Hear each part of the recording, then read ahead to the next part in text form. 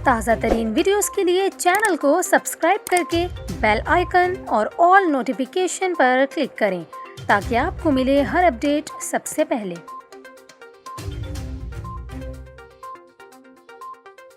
और अभी आपको बताएं, कराची में कोरोना के मस्बत केसेस की शरह कम होना शुरू हो गई। इस हवाले से महकमा सेहत हुकाम ने बताया कि कराची में आज कोरोना केसेस की मस्बत शरह 26.32% रिकॉर्ड की गई। महकमा सेहत का यह कहना था कि कराची में 24 घंटों के दौरान 7,679 अफराद के कोरोना टेस्ट किए गए, जिसमें से 2,021 अफराद में कोरोना वायरस की तशख़ीस हुई। हुकाम के मुताबिक खैबर पख्तूनख्वा के शहरों में कोरोना मस्बत केसेस की शरह बढ़ना शुरू हो गई और कोरोना केसेस की शरह 35.89% तक जा पहुंची है। इसी तरह इस्लामाबाद में कोरोना केसेस की शरह 16% और लाहौर में केसेस की शरह 15% रिकॉर्ड की गई। वाज़ेह रहे कि पाकिस्तान में एक दिन में कोरोना के 25 मरीज़ इंतकाल कर गए। NCOC के मुताबिक 24 घंटों के दौरान 63,272 अफराद के कोरोना टेस्ट किए गए, जिनमें से 7,539 अफराद में कोरोना वायरस की तस्दीक हुई।